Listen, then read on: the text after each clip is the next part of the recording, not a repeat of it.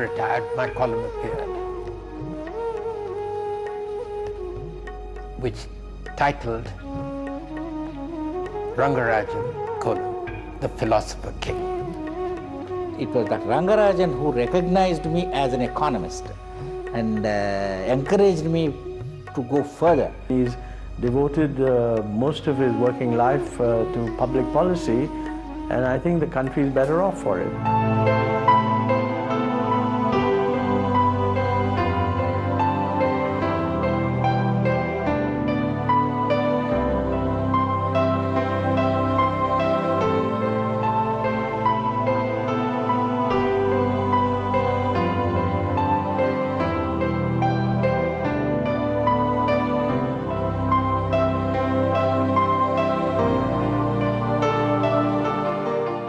I was more interested in economics than in other subjects. And therefore, and I also decided quite early in life that to be a teacher. I taught for a year, even as I was finishing my PhD. I was at the Wharton School of Finance and Commerce at the University of Pennsylvania. I came back to India, and it was at that time I taught for a time at University of Rajasthan. Went back again, and I taught at the Graduate School of Business Administration of the New York University. I taught for about 2 years, and then came back to India and went straight to the Indian Institute of Management at Ahmedabad. There were very few people who were willing to teach with Dr. Rangarajan as a co-instructor, because Rangarajan was always rated as the best professor by successive batches. All those economic theories have to be grounded in a business implication, in a management implication. And to do that when you're talking about macroeconomics is difficult. And Dr. Rangarajan was wonderful at doing that. His drawing room faced our kitchen. And in the morning at 9 sharp, Dr. Rangarajan would be walking to the office. And I always used to get pulled up by my wife saying that, look, it's already 9 o'clock, we don't need to see the watch. And she has been telling me that she would like me to be as punctual as Dr. Rangarajan. When I was faculty at Bank of Baroda Staff College, during those days we used to invite him as a guest faculty in our college, some of my faculty colleagues. And I was amazed to see that he will not accept the usual formalities of sending a car and waiting for the official car. He will just take an auto rickshaw and come in auto rickshaw and go back in auto rickshaw to IIM Ahmedabad. He may be a banker, he may be administrator, he may be governor, he may be a global person, nobody. But compared to his academic work, I feel that I had greater happiness in that rather than in all these positions. There was talk. This is the first time an academic was coming in as a deputy governor. His approach was essentially remained academic. He never forgot his basic academics. So what he would do is he'd always work with first principles. And what then very quickly, within a short while, developed was he became a problem solver. Check clearance was one area in which the Reserve Bank of India at that time took the lead to introduce computerized sorting system. And there was a fear that computerization would lead to displacement of labor. It will reduce the number of people who are to be recruited, and so on and so forth. And that is why that in some sense, the committee number 1, very often called the Rangarajan committee number 1, did not even use the word computer. It was called mechanization of the banking system. He had to take a lot of flack from the unions, and he stood there with the courage of conviction, patiently, and tried to push it through. And that's something which you don't normally credit an economist with.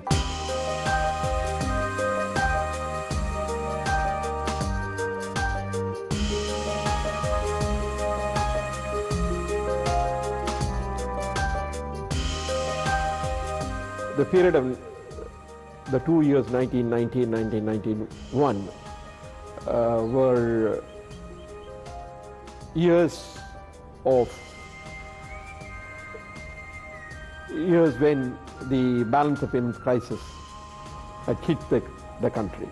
Dr. Rangarajan was a very cautious man, so he would not make a brash statement. He had foreseen that the measures which we were taken will have a time lag. So before we could get into a default, the recovery would start.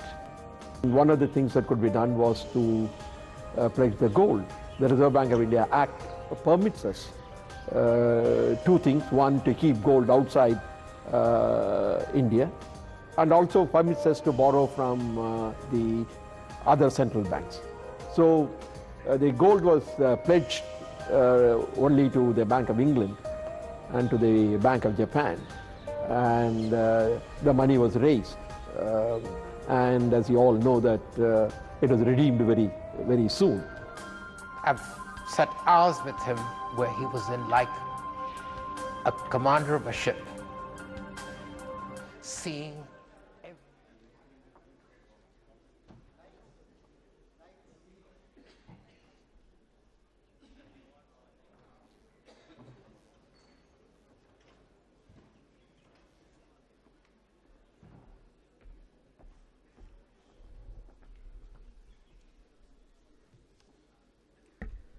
Good evening, ladies and gentlemen.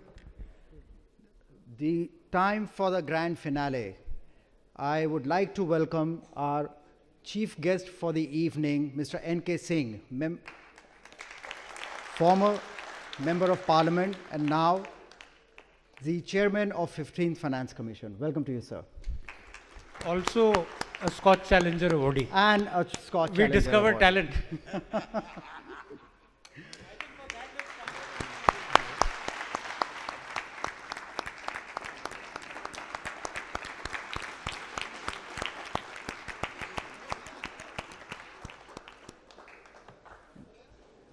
Going by what Mr. Kochhar just said, talent. So I would like to introduce another Scotch Challenger awardee, Dr. M. Ramachandran, followed by the Scotch Challenger Lifetime Achievement awardee, Dr. D.B. Phatak.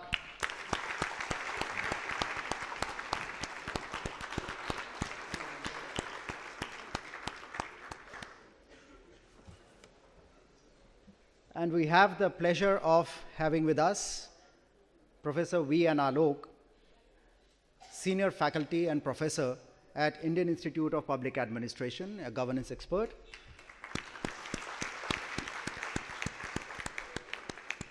Mr. Nirmal Bansal, former banker and also a Senior Fellow with Scotch Development Foundation.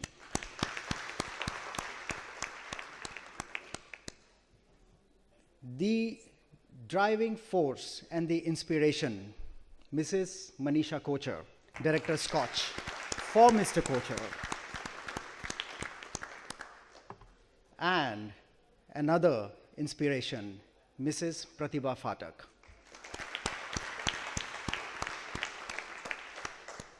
As Dr. Phatak explained yesterday, at 70, he has not retired, but he intends to retire, but at the same time, he would like to give some time to the family. But when he comes back to the family, he thinks he should not retire and continues to work till 85, and 106 years, that's his target. And the youngest talent, Rohan Kochhar, also Director Scotch. And the aging talent, that's me, Gursharan Dhanjal. So before we start the evening for Scotch Awards, a moment which has been long awaited and contested by almost every one of you who's present in this hall, and very eagerly awaiting to be rewarded for the good work and the perseverance that has gone into the implementation that you have done.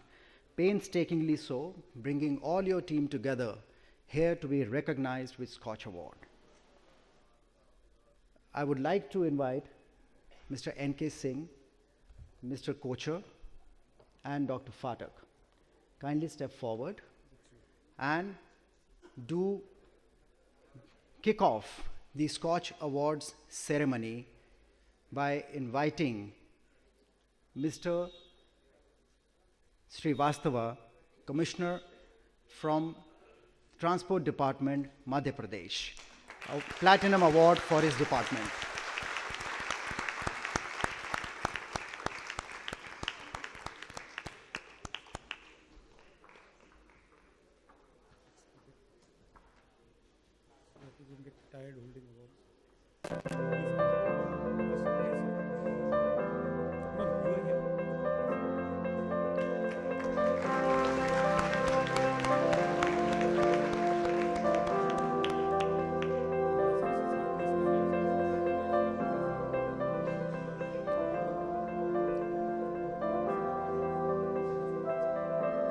Thank you very much, sir.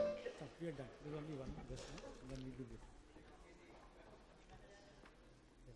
So with this, I am delighted and I have the pleasure of inviting Mr. N.K. Singh for valediction.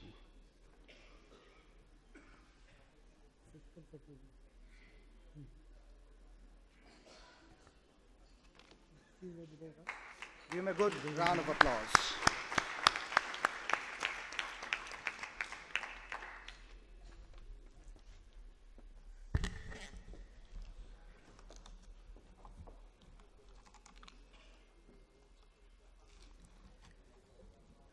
Good evening. Thank you very much, Sameer. Thank you very much for inviting me once again to this glittering Scotch event. I nostalgically recall the many long years of association that I have had with Scotch Foundation. I recall with great pleasure the enormous growth and dynamism which this Scotch Foundation, under your leadership, Sameer, has enhanced India's understanding of the key economic and social challenges which lie ahead of us and which need to be resolved if we are to get on to a roughly double-digit growth trajectory. So Sameer, on my behalf and on behalf of all of us here, please accept my warmest congratulations and grateful thanks for the enormous contribution which the Scotch Foundation has made in a better understanding of India's problems. And Sameer, let me also add how delightful I am to see the new generation of the Kocher family having come up, and I'm delighted to see him seated among us. He has a very bright future. The Scotch Foundation is in good hands for many years to come. You want me to speak today a few words on fiscal federalism in India, the recent measures and the impact. Fiscal federalism is deeply ingrained, of course, as all of us know, within our constitutional framework. It is indeed the basic raison d'etre of our constitution. India, the union of states, of center and the states, in fact embeds in it the concept of fiscal federalism. Indeed, without fiscal federalism, this country could have faced many more challenges of the multiple divisive forces and the multiple forces we did not want India to succeed as one large common market. It is fiscal federalism which has enabled this country to conquer many of these challenges, some very serious economic and social issues, and to continue now to grow at what we know is clearly the fastest growing economy in the world. Yesterday, Sameer, I was reading this lovely special issue which the London Economist has brought out just a few days ago. That issue itself is called The World in 2000 2018 as they see that world. I was reading the portion on India, and I was reading the portion on a general coverage of the evolving global scenario. And two things they point out very clearly. One, that unmistakably India is the fastest growing economy in 2018, and unmistakably that we will overtake China in terms of demography, not necessarily development, but China, which had continued to occupy the distinction of being both number one for demography and both number one for development, would now have to be replaced by India as number one for demography and increasingly catching up on the rates of economic growth. None of this, of course, would have been possible without federalism and fiscal federalism becoming an operational tenet of our economic policy. In the early years of India's independence, this took shape in multiple ways. It primarily took shape in terms of three principal organs, which are our constitutional device, and on which I will speak for a few minutes a little later. Let me go on to say that the three institutional device embedded in our constitution for guaranteeing this kind of fiscal federalism was one, the Finance Commission, which I have the privilege of chairing now, having been less than 1 month old now in this new application. The other, of course, is the Center State Council, which is meant to resolve every issue in which there will be differences of opinion between the center and the states. And the third is, of course, on India's overall economic structure. It does not mention, the Constitution does not mention the Planning Commission, because the Planning Commission, when it existed by only a statutory, it did not have any statutory basis. It was created by an executive order of the government. So the two principal constitutional organs are really the Finance Commission and the Interstate Council. However, the Planning Commission did exist till it was abolished by the new government in 2014. As I look to the records of the previous finance commissions, I look to some very illustrious notes written by many distinguished predecessors of mine as chairman of the Finance Commission. I read the notes of late Baivi Chauhan, Brahmanand Reddy, Bhavatosh Datta, K.C. Nyogi, and they all pointed out that the constitution responsibility given to the Finance Commission as the principal organ for fiscal federalism had been somewhat dwarfed by a non-statutory organ and an organ created by an executive order, namely the Planning Commission, which made this artificial distinction between plan and non-plan and did not enable a more holistic distribution of the overall resources and the revenue of this country. Indeed, this would be the first Finance Commission to discharge its obligations without the Planning Commission.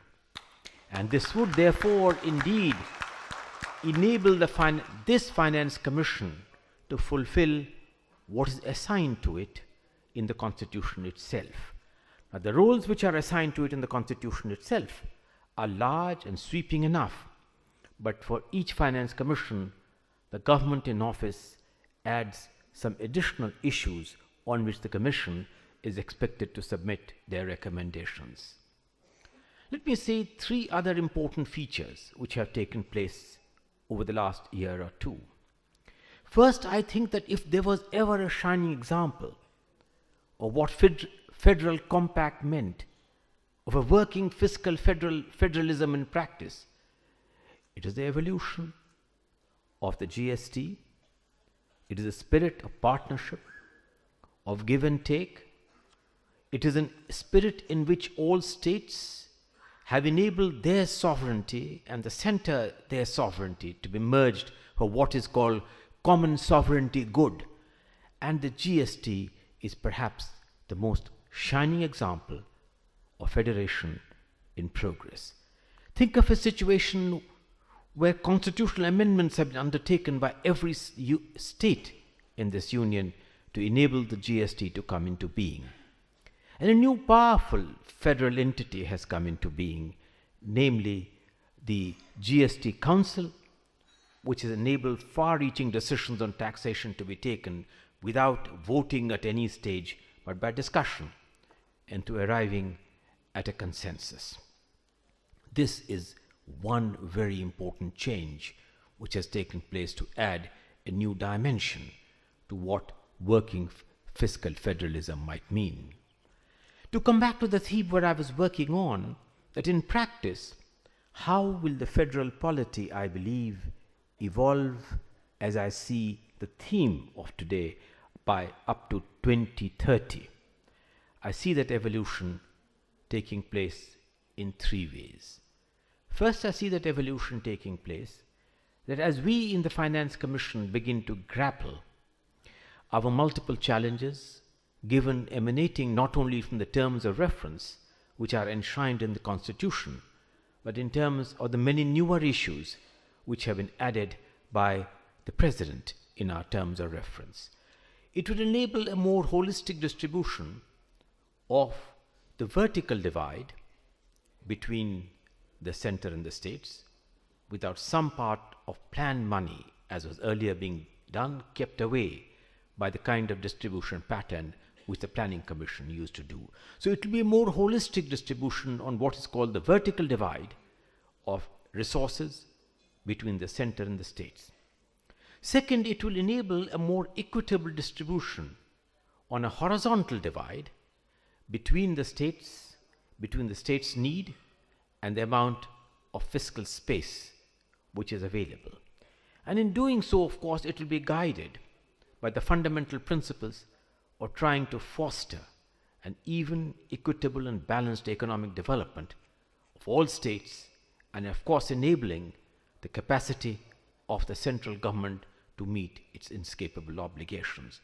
These are therefore very critical, important challenges which this Finance Commission would have to grapple with in terms of a very diverse terms of reference, and in an era where it has not been handicapped by the existence of another non-statutory body called the Planning Commission. I do not wish to denegate the work of the Planning Commission.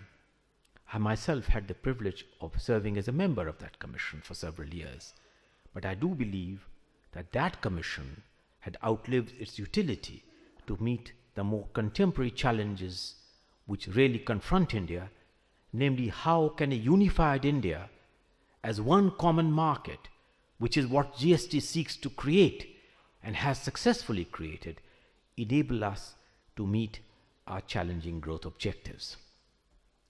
What can we learn in terms of what has happened to something which I referred to a few minutes ago, namely the working of the GST Council?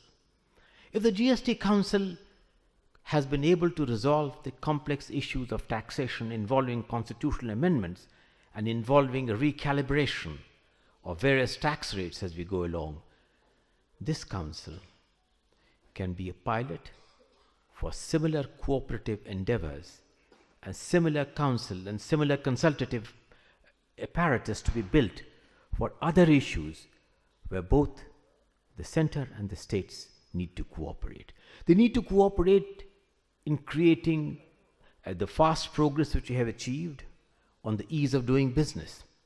The need to cooperate in areas relating to the factors of production, in terms of land, in terms of labor, in terms of the inclusiveness or the financial instrumentalities which have been created.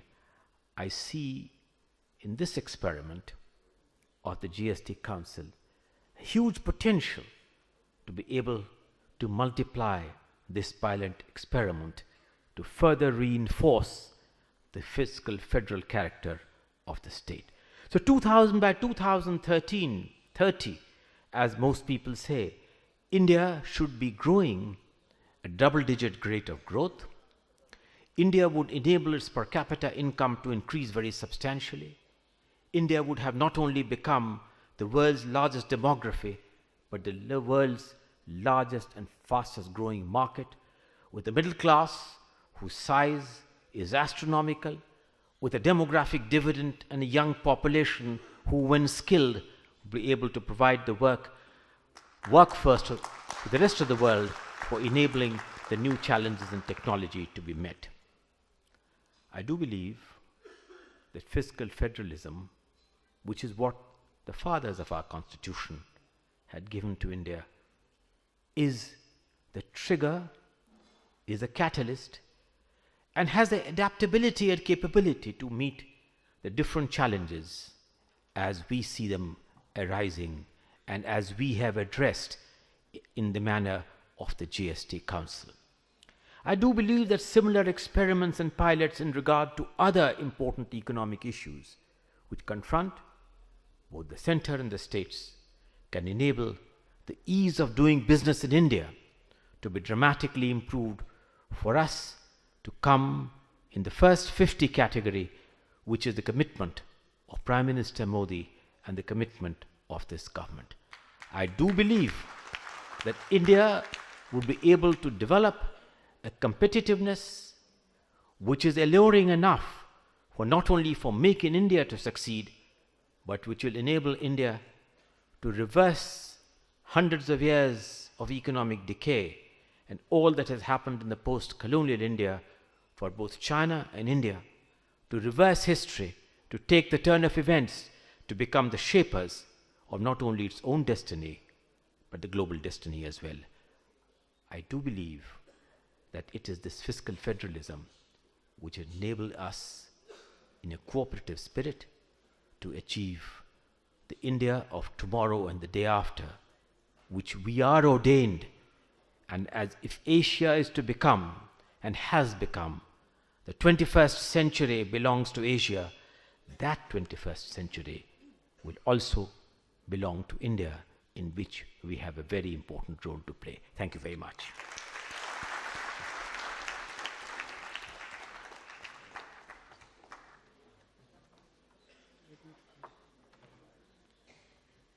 So now we come to the much awaited award part of it.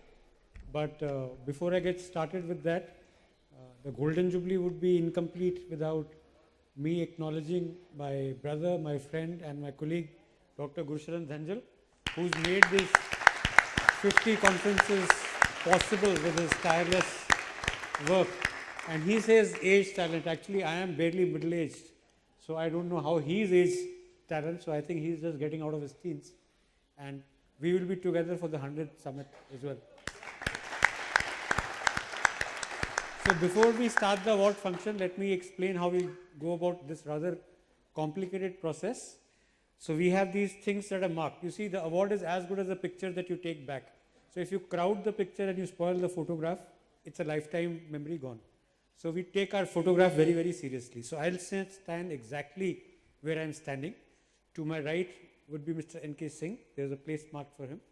And immediately after that, everybody sitting on this side will try and cluster so that they can get into the picture. The person who's getting the award, only one person should come. If you want multiple people coming, you can always have a photograph later. But for the award, please one person come. The person who's being awarded should stand here. You should only use this entrance and this exit.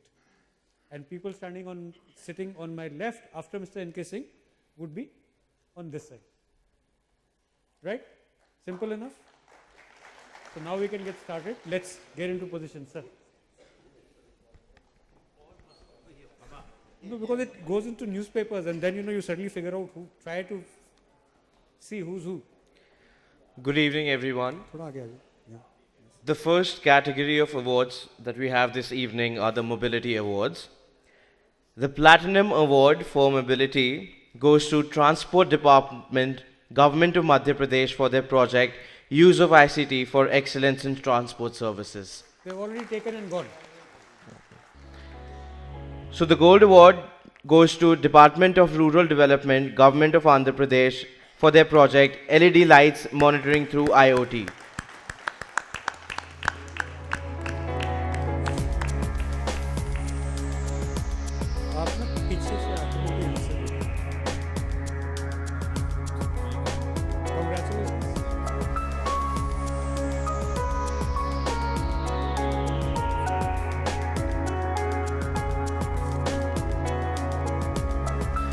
The next Gold Award goes to Orange Tours and Travels for their project Commuter Content.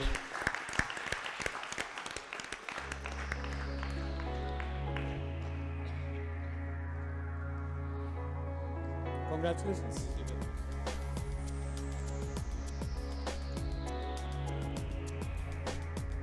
So after 50 summits, I have discovered it's very heavy to lift awards, so many of them. So we only now touch awards, and we've got a stool for them.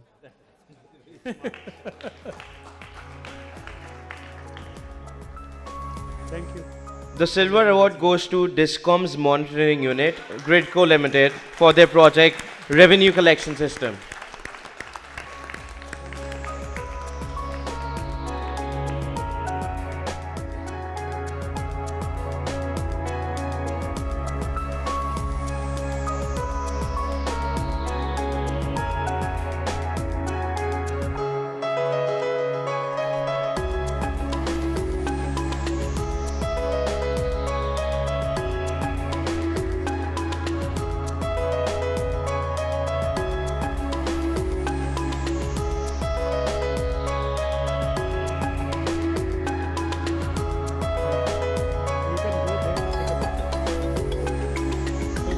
Change in protocol, you would also want your picture alone with the award. So instead of, you can enter from there, but you exit from there, and there's a spot marked for an awardee picture. And the next award will continue while the awardee picture is being taken, so that you're not behind schedule. Right, sir. So the next Silver Award goes to Indian Railway Stations Development Corporation for their project Habibganj Railway Station Redevelopment Project.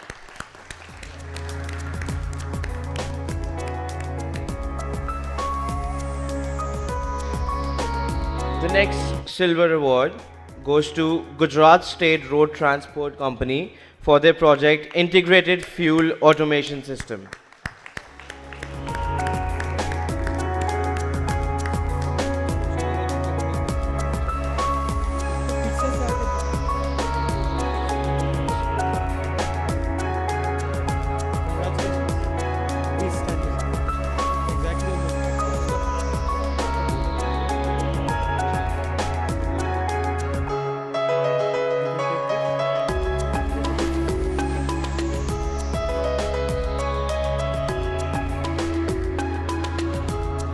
The next category for awards is the New Economy category. The Platinum Award for New Economy category goes to NextGen Telesolutions Private Limited for their project Moola Secure Banking.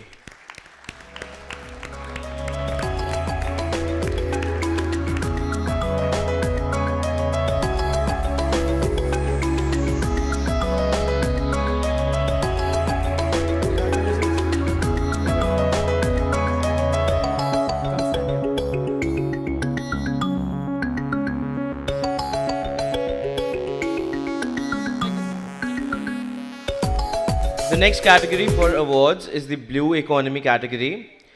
And the Platinum Award goes to Panchayat Raj and Rural Development, Government of Andhra Pradesh, for their projects Solid Waste Management System using RFID, NTR Jalasiri, Jalavani.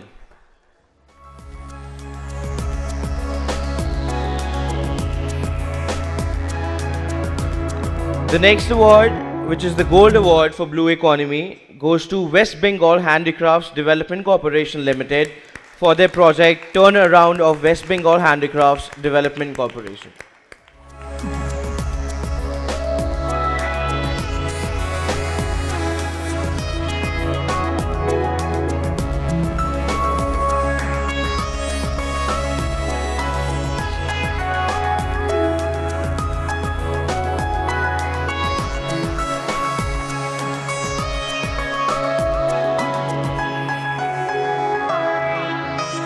The Silver Award for the Blue Economy category goes to Yes Bank Limited for their project Innovative Solution to Climate Finance.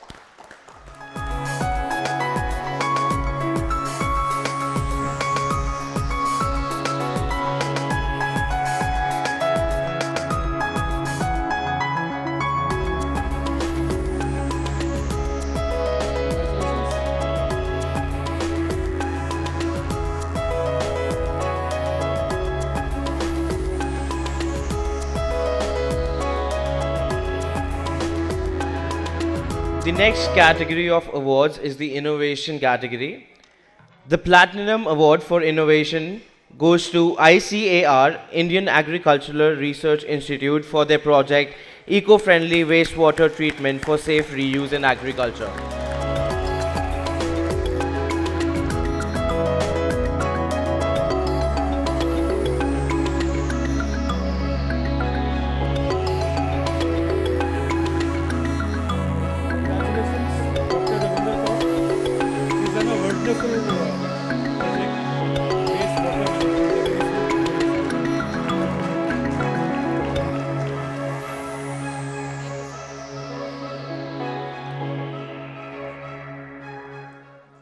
The next Platinum Award for Innovation goes to Combat Vehicles Research and Development Establishment, DRDO, for their project Landing Gear System for Rustam 3 UAV.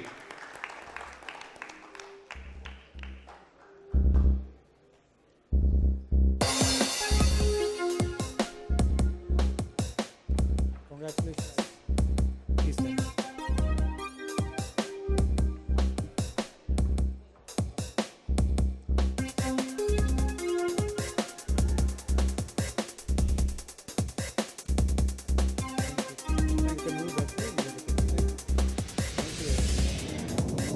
The Gold Award for Innovation. The Gold Award for Innovation goes to CSIR, Central Electronics Engineering Research Institute, for their project Milk Adulteration Detection System.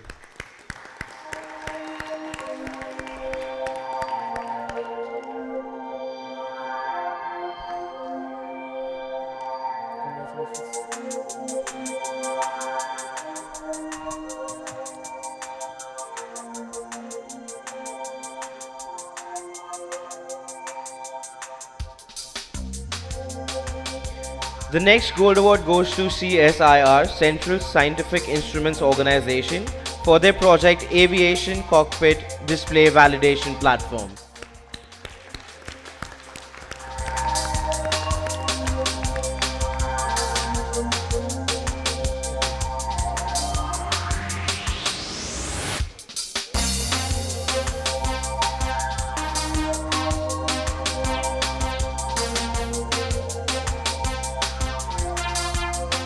The next award goes to Central Manufacturing Technology Institute for their project Battery Operated Hydraulic Rig to hydraulically charge the parking brake accumulator of LCA Tejas aircraft.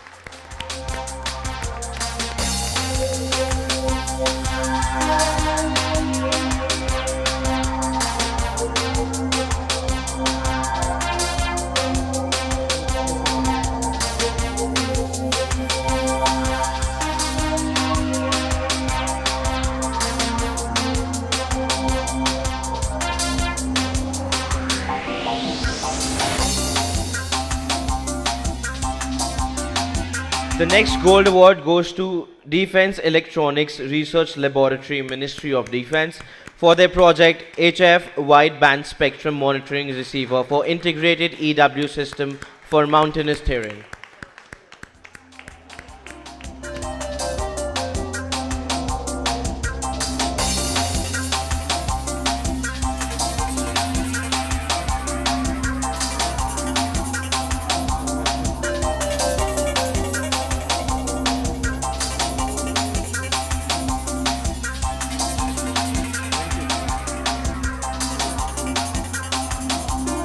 The Silver Award in Innovation goes to Nabhakrishna Chaudhary Center for Development Studies for their project Special Program for Promotion of Millets in Tribal Area.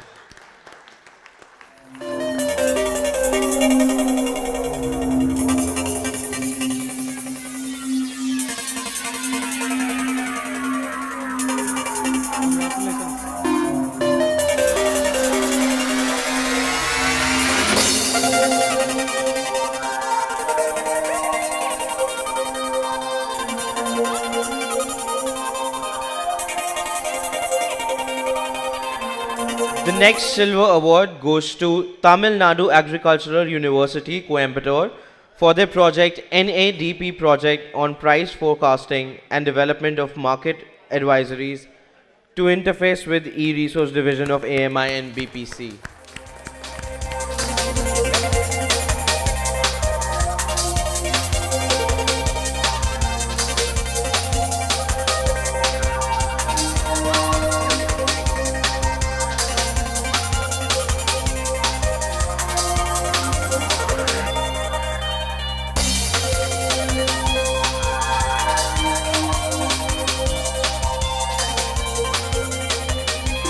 We move on to the next category, which is the safe food category.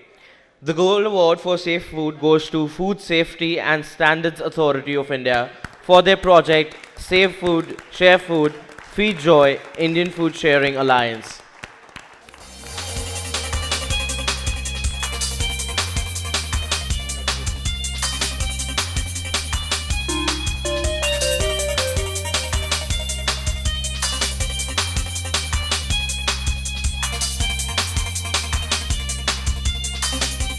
The next Gold Award goes to Indian Institute of Food Processing Technology for their projects Millet Idli Dosa Dry Mix Technology and Mahua NutriBar.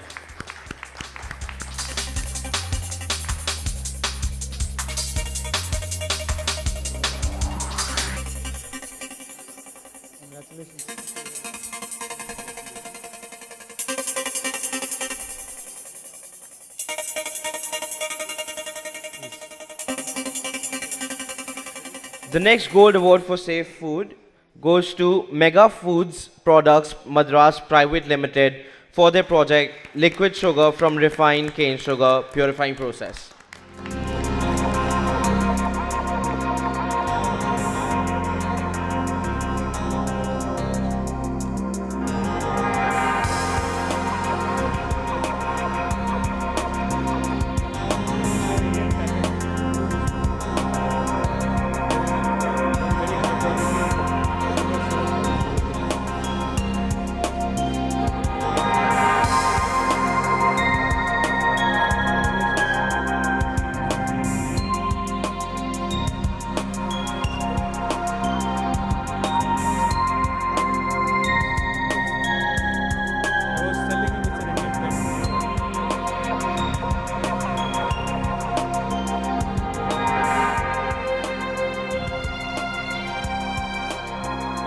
The next award are the Technology Awards. The Platinum Award for Technology goes to State Bank of India for numerous projects: Nepal Payment Gateway, Atal Pension Yojana application, SBI National Pension System application, Integrated Fixed Assets Management System application, and automatic real-time customer emotion feedback.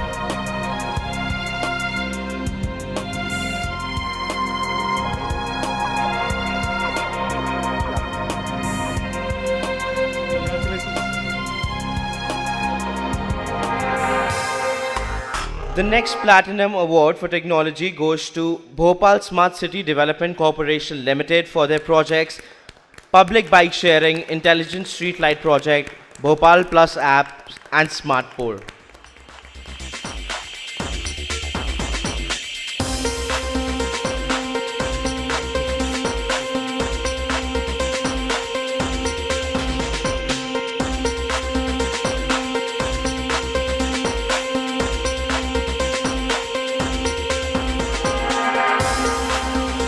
The next Platinum Award goes to Industries and Commerce Department, Government of Haryana for their project Haryana Enterprises Promotion Centre.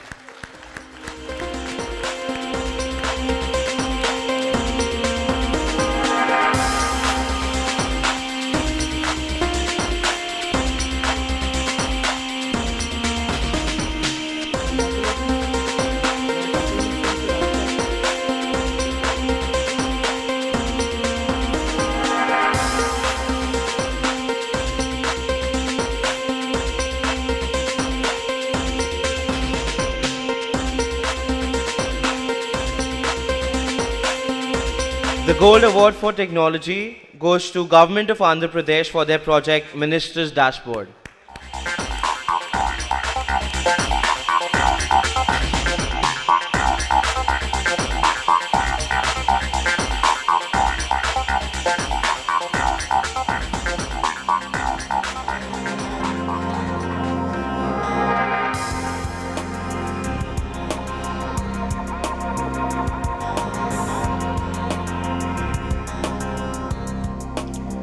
The next Gold Award for Technology goes to Miles Ahead Tech Private Limited for their project Gen X, the Next Employment Revolution.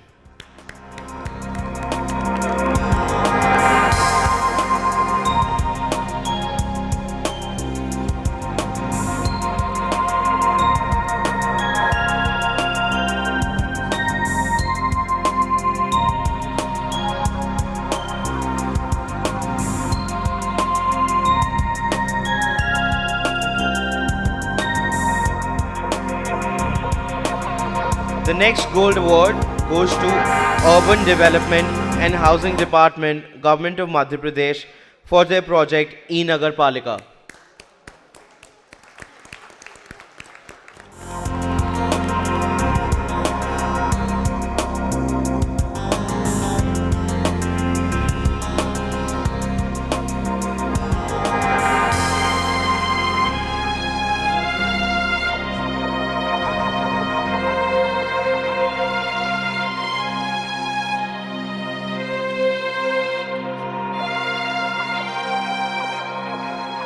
The next Gold Award for Technology goes to Amravati Municipal Corporation for their project Auto DCR, Online Building Plan Approval System.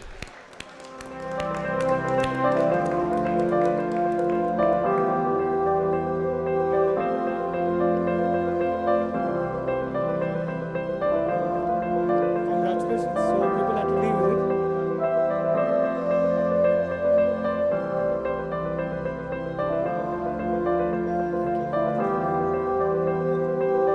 The next Gold Award for Technology goes to Indian Institute of Technology, Kanpur for their project MOOCs for Agriculture.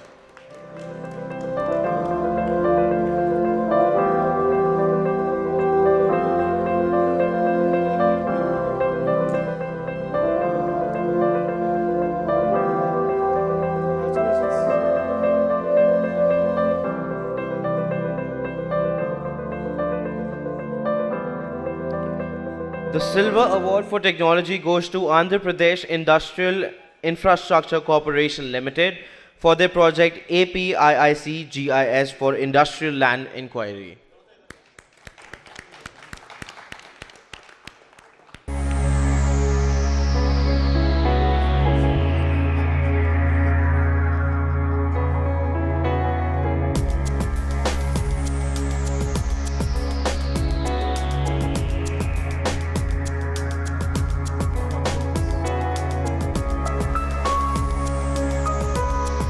The next Silver Award for Technology goes to Berhampur Municipal Corporation for their project Digital Door Numbering.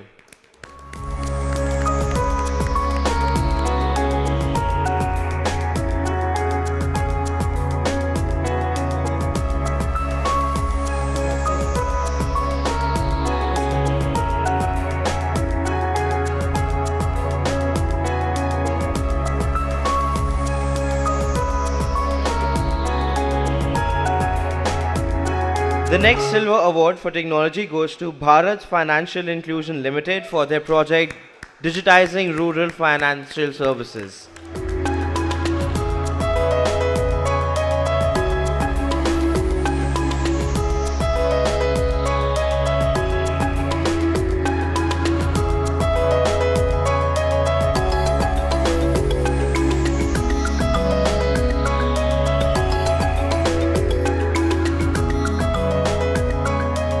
The next Silver Award for Technology goes to Calcutta Electric Supply Corporation Limited for their project Tiljala Topsia Distribution Zone Project.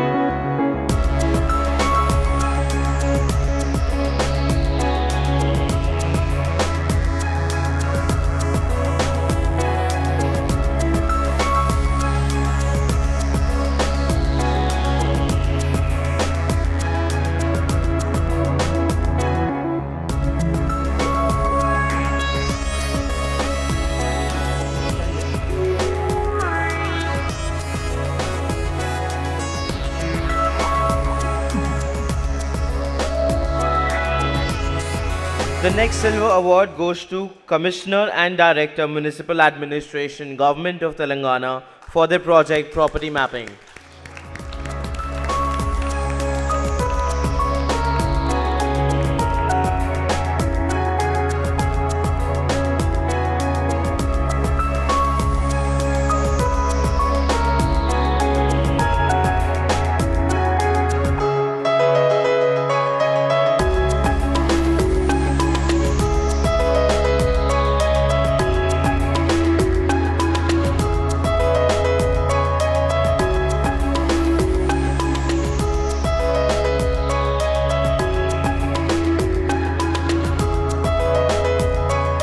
The next silver award in technology goes to Greater Hyderabad Municipal Corporation for their project Development Permission Management System.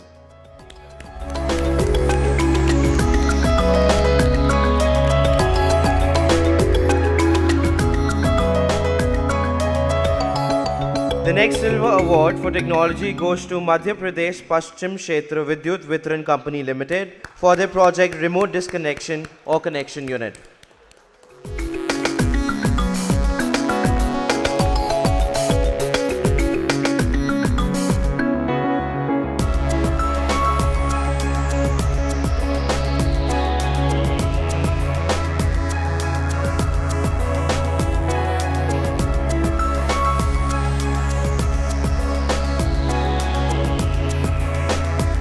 The next silver award goes to Patna Municipal Corporation for their project E-Municipality for Patna ULB in Bihar.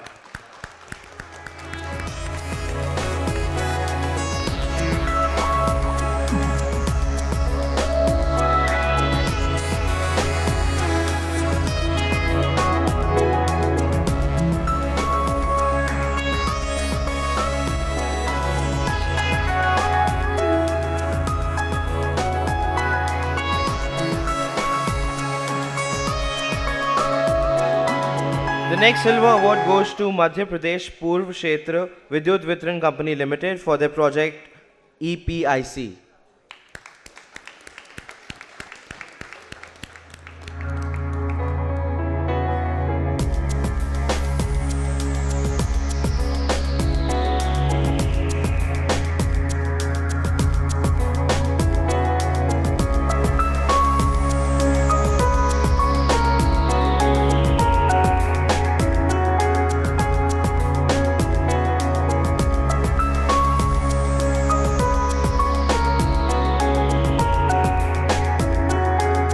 The next award for technology, which is a silver award, goes to the Federal Bank Limited for their project Instant Account Opening.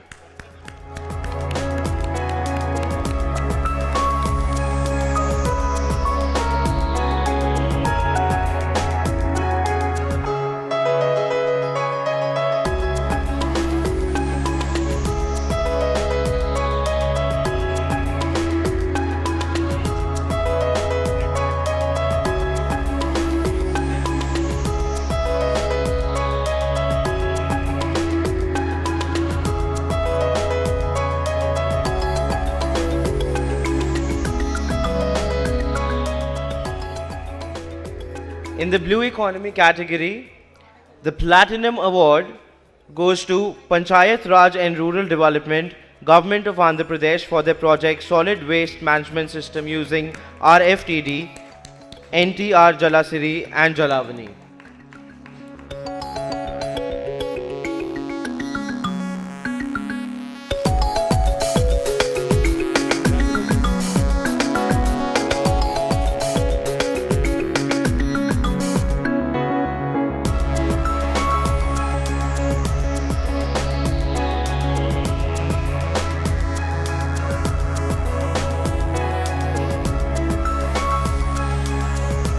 The Gold Award for Scotch Mobility category also goes to Department of Rural Development, Government of Andhra Pradesh for their project LED Lights Monitoring through IoT.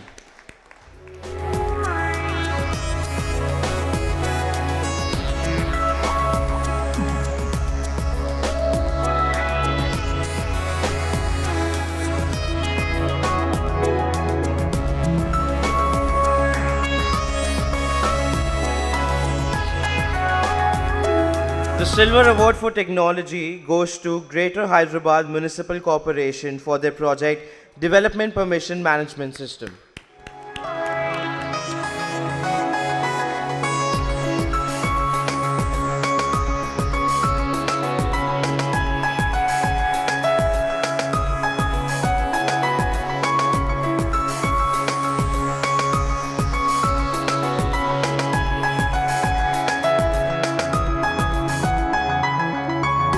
The next awards are for our village-based entrepreneurs. The Platinum Award goes to Ms. Batula Manju from Balapur, Rangareddy, Telangana.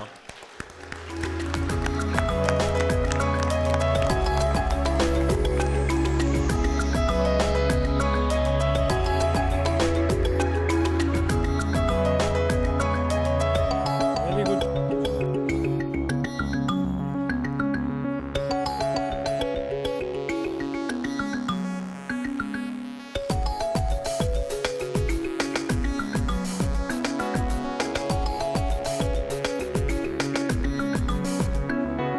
The Gold Award for village-based entrepreneurs goes to B. Koteswaramma from Kukatpalli, Medchal, Telangana.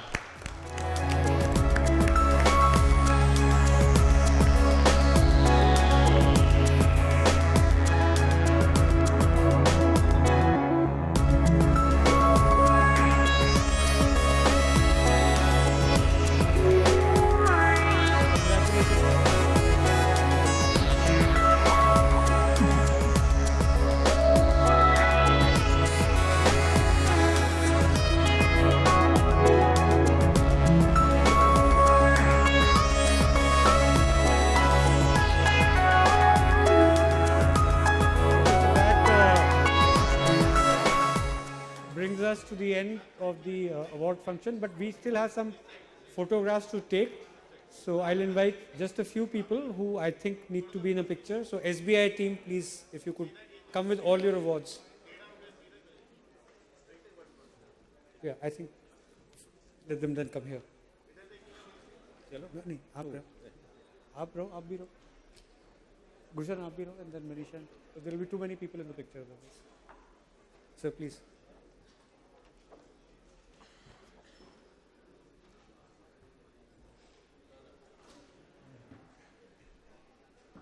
So some can come that side.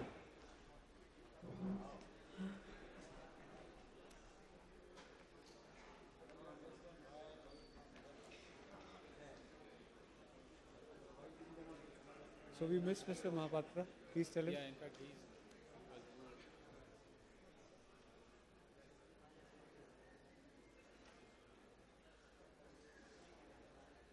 So you getting the full picture? Congratulations, Mike. I got it. Thank you very much. Thank you. Thank you. You can do a group picture there. Then we have, I want all the VLEs and all the Samavesh Sathis. But come aram se and queue up so that then we can have picture with Mr. N.K. Singh. So there are about 150 of these people who have come from villages.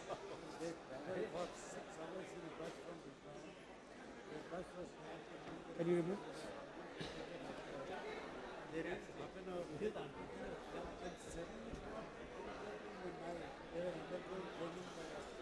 आ जाओ रवि आप इधर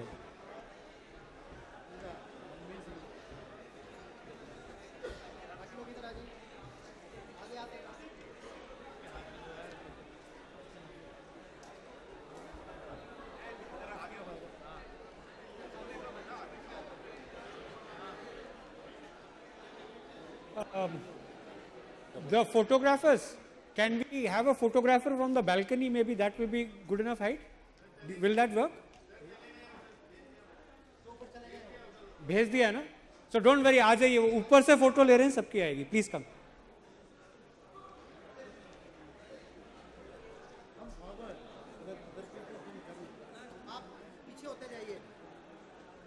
Ravi, लगवाओ light.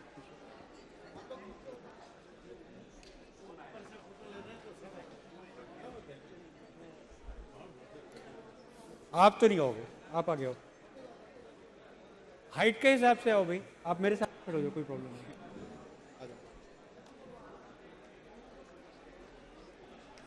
Gursharan, just sort them on height, please. ये आप ऐसा कीजिए, यहाँ आगे आना शुरू कीजिए और मूव कीजिए लड़कों के आगे आइए. चलिए.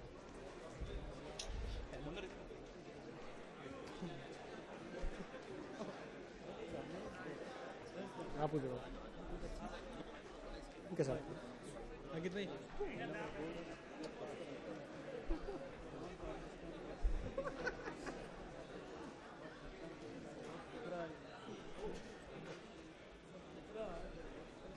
आप थोड़ा उधर आ जाइए.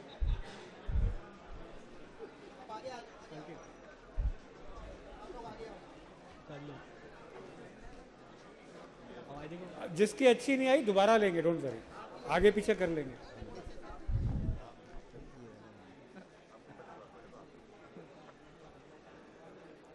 अभी नेक्स्ट लॉट में आप आगे आ जाना, अगली फोटो में आगे आ जाना. आइए.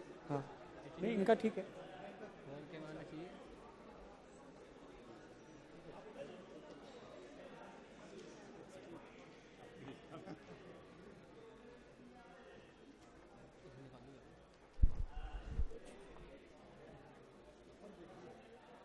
सब लोग बालकनी में.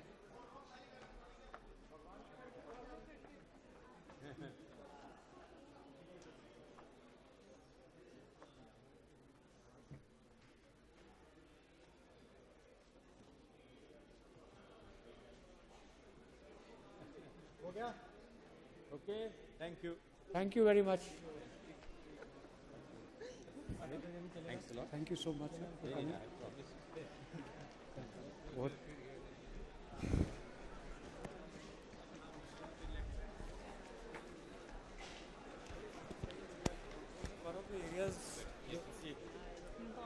हवा खाते क्यों कहती है? सीरियसली.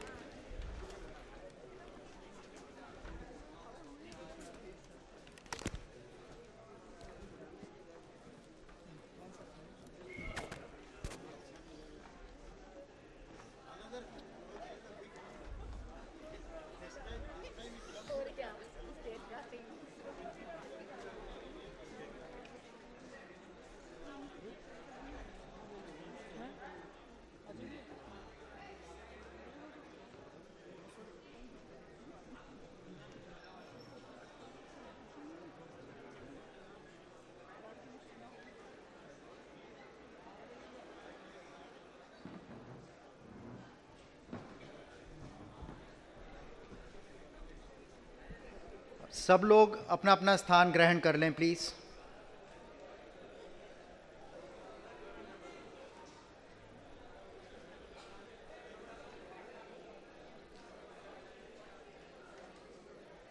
जो लोग खड़े हैं उनसे गुजारिश है कि बैठ जाएं.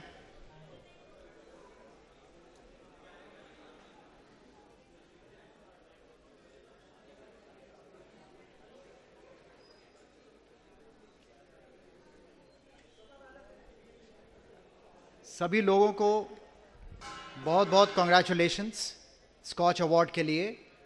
और मैं धन्यवाद देता हूं एनके सिंह साहब का, जिन्होंने इस शाम में हमारे साथ में वक्त गुजारा, आपको संबोधित किया और एनकरेज किया. और अब मैं आमंत्रित करता हूं श्री डॉक्टर वी अनालोक को for vote of thanks.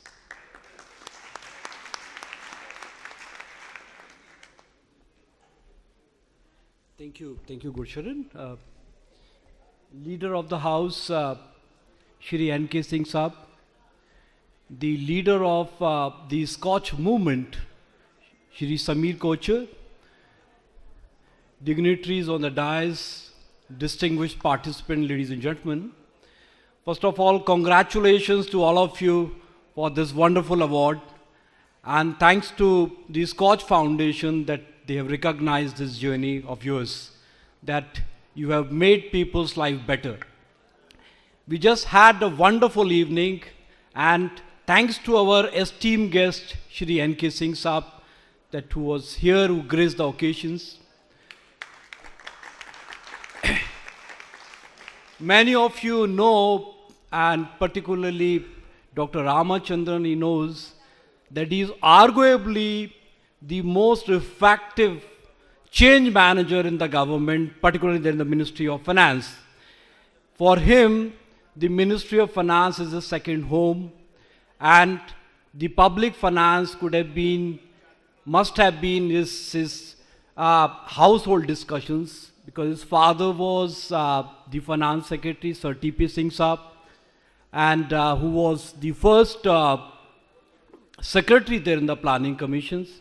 So as you know, all this that knowledge and the information that emanates from his rich experience there in the Ministry of Finance, and as I said, arguably the most effective change manager. As Revenue Secretary, he was able to change and compress the rates that paved the way for the introduction of the value-added tax first and the GST now. So that was his contribution in 2003 or 2002. Then as Expenditure Secretary, and then many of you know that he was the OSD to the Prime Minister Atal Bihari Vajpayee, and started this infrastructure project. As you can see, the roads development that is taking place now, which is Dr. Shri N.K. Singh initiated that time. You know, when Prime Minister Narendra Modi took over, there were many changes that has taken place, and the federal fiscal architecture has undergone complete change.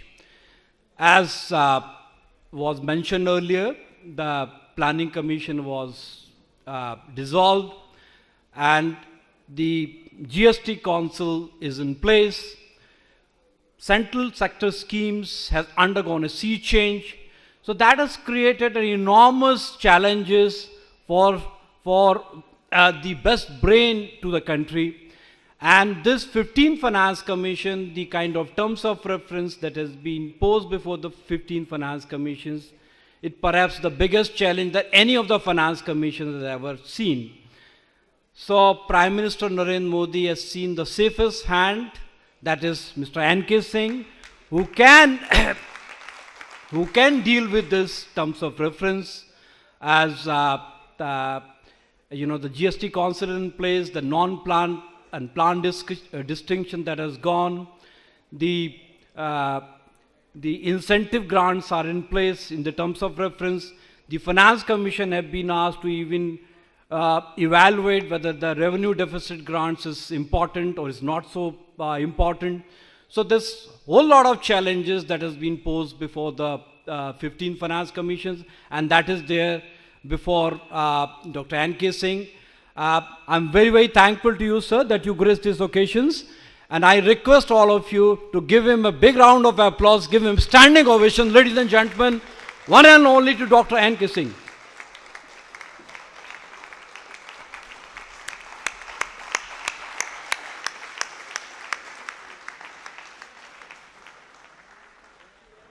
Jai Hind.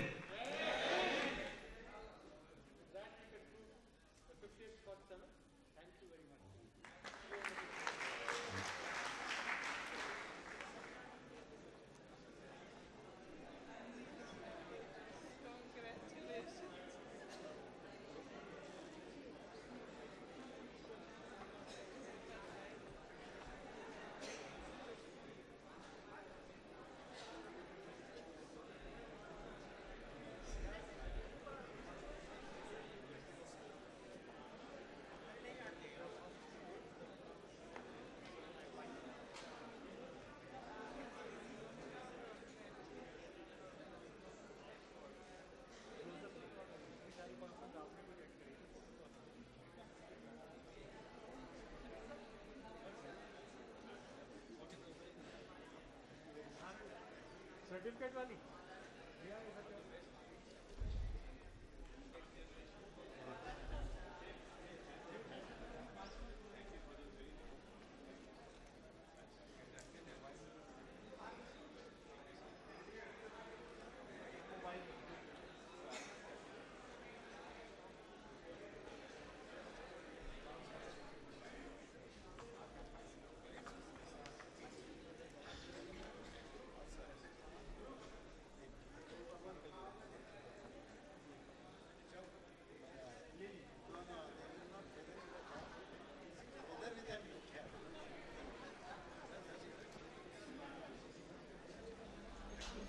can we change this effect?